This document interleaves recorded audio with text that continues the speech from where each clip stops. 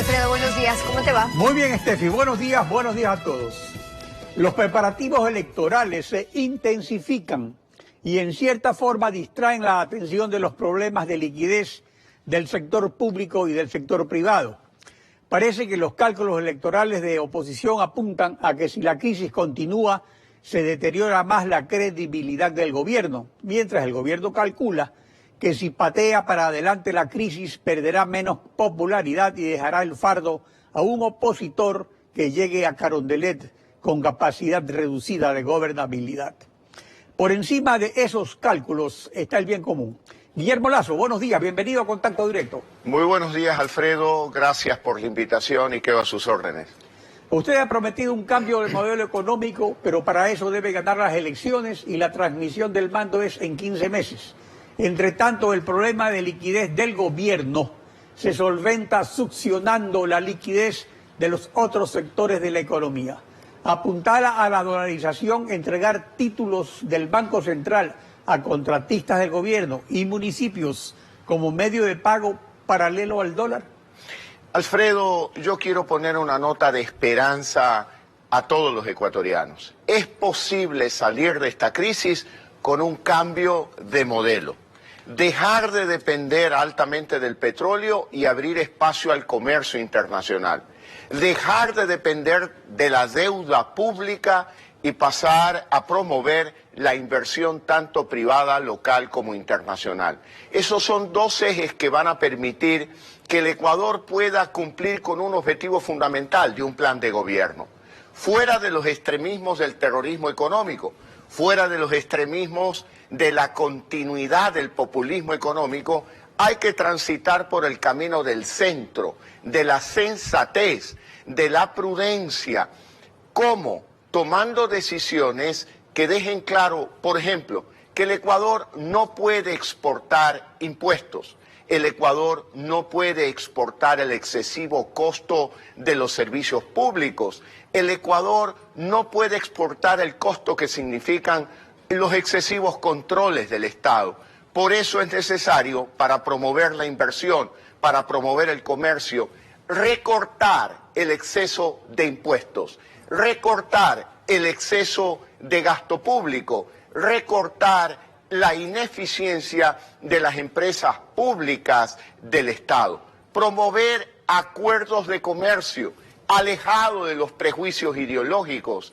El lugar donde debe de estar el Ecuador es en la Alianza del Pacífico, no en el ALBA. Tenemos que estar en una Alianza del Pacífico que ha sido una instancia, un grupo multilateral que ha logrado muchos beneficios para muchos países como Perú, como Chile, pudiendo abrir oportunidades de comercio con todo el mundo. Y puntualmente, por ejemplo, sobre el tema concreto de los títulos del Banco Central, que son a un año plazo, no pagan intereses, no se consideran deuda pública, por lo mismo el atractivo para los inversionistas es comprarlos con descuentos, tienen un cupo revolvente de 1.000 millones, que es el 1% del PIB, y deben ser voluntariamente aceptados, pero eso es para la liquidez del gobierno. Claro, esas son las expresiones de una economía que ha sido manejada sin un plan. El único plan ha sido como aquellas personas que creen que porque tienen cheque en el talonario pueden seguir girando el cheque. ¿Qué es lo que pasó aquí? Simplemente se giraban cheques con el dinero que llegaba de los altos precios del petróleo. Se giran cheques con el dinero que llega del endeudamiento público. Se acabaron los altos precios del petróleo. Ya no hay acceso al endeudamiento público con la facilidad que lo había antes. Ahora quieren extender pagarés. Y esa es la expresión de una persona, de un gobierno que está desesperado, que no tiene un plan para salir de la crisis y simplemente la quiere patear hacia adelante para que un futuro gobierno sea el que asuma las obligaciones que él está suscribiendo hoy. Pero yo le insisto, le quiero decir a los ecuatorianos, tenemos salida por la vía del comercio, por la vía de la inversión. Necesitamos inversión local e internacional. Eso es posible generando confianza, con reglas de juego claras, respetando a la inversión y obviamente eliminando, por ejemplo, el impuesto a la salida de divisas, que es un impuesto realmente al ingreso de capitales. Todo esto tiene que tener un objetivo fundamental: la creación de empleo, porque hoy en el Ecuador 6 de cada 10 ecuatorianos que forman parte de la fuerza laboral del Ecuador no tienen un empleo adecuado. Entonces, ahora, ese es el problema, porque el año pasado, según el INDEC, se perdieron 60.000 empleos en el sector privado. Entonces, ¿qué hacer para no afectar ya en este momento la liquidez del sector privado, que da el 90% de los empleos en la economía? De acuerdo, Alfredo, eso que usted señala lo está sintiendo hoy un padre de familia que teniendo empleo tiene temor de perderlo. O aquel que no lo tenía y tenía esperanza de conseguirlo, se da por vencido en el 2016 y dice, no voy a poder conseguir un empleo. Por eso yo estoy promoviendo la Cumbre Internacional del Empleo. El 25 de febrero llevaremos a cabo este evento con emprendedores, innovadores, locales e internacionales, con historias de éxito en la creación de empleo, porque eso es lo que nos debe de preocupar a los ecuatorianos responsables. La generación de empleo. Una familia que no tiene empleo es una familia que no es feliz, es una familia que vive con ansiedad, es un padre frustrado que no le da cara a su esposa y a sus hijos, es una familia que se rompe el hogar, es una familia donde no pueden cuidar a los niños. ¿Pero qué se puede jóvenes. hacer entre estos 15 meses para ir rompiendo con ese esquema? Porque esperar 15 meses... Son cerca de 15 a 16 meses. A mí me gustaría decir adelantar elecciones. Lastimosamente la Constitución del Ecuador no lo permite, pero esa sería la salida política, adelantar elecciones.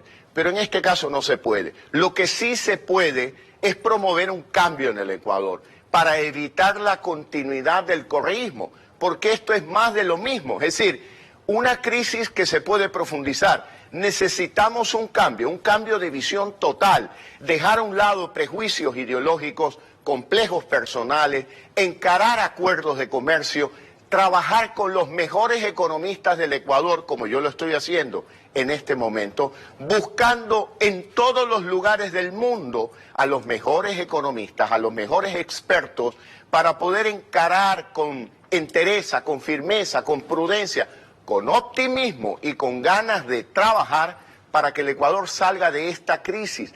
Y eso es posible. Yo concibo un Ecuador sin petróleo, y sin petróleo no implica cerrar los pozos petroleros, en lo absoluto. Hay que recuperar la industria petrolera, pero a la par tenemos que construir institucionalidad fiscal para que en el futuro esos recursos petroleros no vayan a la chequera del gobierno, vayan a un fondo soberano, como lo ha hecho Noruega, que tiene ya cerca de 700.000 millones de euros. Lo ha hecho Noruega, lo ha hecho también Evo Morales, lo ha hecho Chile, lo hace todo el mundo, pero no lo hizo el Ecuador. Y el problema es que ahora, para mejorar la competitividad de las exportaciones privadas, no petroleras, porque las petroleras están en cero, y en sustitución de las sobretasas arancelarias, el gobierno analiza establecer un timbre cambiario que establecería un tipo de dólar más caro para las importaciones privadas. Los sectores de la producción han expresado su preocupación. O sea, ¿cuál sería la vía adecuada para mejorar competitividad sin afectar al costo de las importaciones, que un 60% aproximadamente son materias primas y bienes de capital que dinamizan la economía?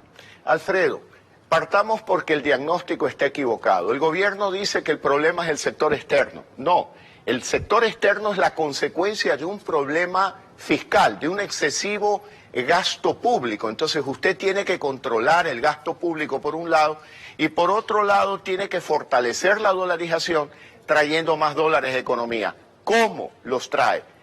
Por la vía del comercio y por la vía de la inversión. Le voy a dar un solo ejemplo. El Perú, desde que está en la Alianza del Pacífico, se ha convertido en el líder mundial de la producción de espárragos y de pimiento piquillo. ¿Quién pudiera imaginar que esa tierra tan árida se le presenta una gran oportunidad de comercio y ahora hay un sector generador de empleo? En segundo lugar, los acuerdos de comercio son importantes para poder atraer inversión extranjera.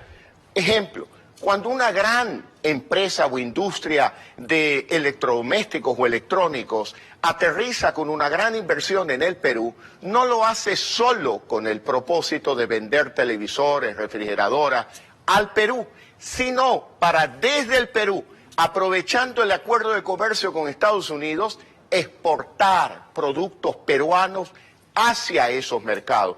Por eso es importante acuerdos de comercio, por eso es importante promover la inversión extranjera, generando confianza, generando estabilidad.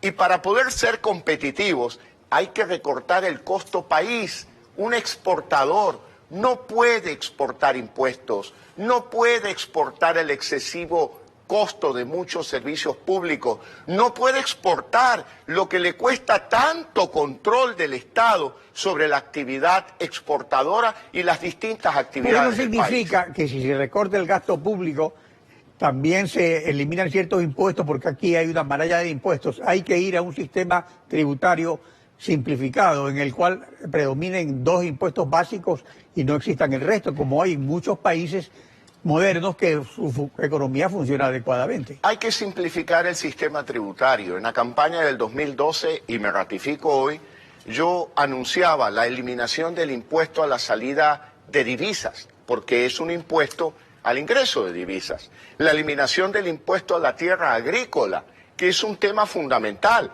Tenemos que impulsar el campo. En el campo está el futuro del Ecuador. Hace 20 años la agricultura representaba el 20% del Producto Interno Bruto. Hoy solo representa el 7% y es el sector que más empleo genera para la sociedad ecuatoriana. Hay que eliminar la figura del anticipo de impuesto a la renta que tiene boca abajo a la pequeña y a la mediana empresa en el Ecuador. Por eso, Alfredo, no, la verdad que el tema, perdóneme, lo quiero expresar con sencillez. Puede ser muy complicado, pero no lo es, sobre todo para quienes estamos acostumbrados a administrar crisis. Ejemplo, lamento decirlo así, si usted me lo permite, cuando el alcalde de Guayaquil me permitió el honor de servir a la ciudad y me encargó el terminal terrestre de Guayaquil, recordarán que eso era una posilga moral y física. No me dieron chequera, no me dieron ni $1. Partimos de cero.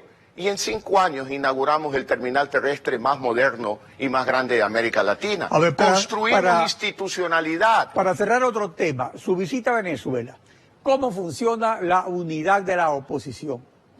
Bueno, la visita a Venezuela fue muy interesante. Estuve con María Corina Machado, con el director de la Mesa de la Unidad, Jesús Torrealba, estuve con el presidente de la Asamblea Nacional de Venezuela, don Henry Ramos, y con otros políticos venezolanos, algunos muchos jóvenes. Me explicaron el modelo de la unidad. En primer lugar, lleva 8 años el esfuerzo de la unidad. En segundo lugar, es una decisión voluntaria de todos los partidos y movimientos políticos, de todos. Entonces la Mesa de la Unidad tiene 14 sillas, más una, la número 15, que representa a los nuevos movimientos políticos, nuevas organizaciones sociales. En tercer lugar, todos estos movimientos políticos de alguna manera renuncian a su soberanía y se someten a las decisiones de la Mesa de la Unidad, que está presidida por un personaje como Jesús Torrealba, de gran respetabilidad en Venezuela, con gran liderazgo, y que no pretende ni ser candidato, ni tampoco es empleado de un partido, tampoco es o tiene interés de un bloque en asamblea por cuenta de algún partido político. Es decir, hay total y absoluta neutralidad. Por otro lado, la unidad es de oposición. ¿Se ha planteado la posibilidad de una tregua o moratoria política en la asamblea como la que esbozó Paul Carrasco en El Universo hace 2 semanas? En base a la experiencia de Venezuela, yo diría que los temas políticos son más fáciles de llegar a un acuerdo y un consenso.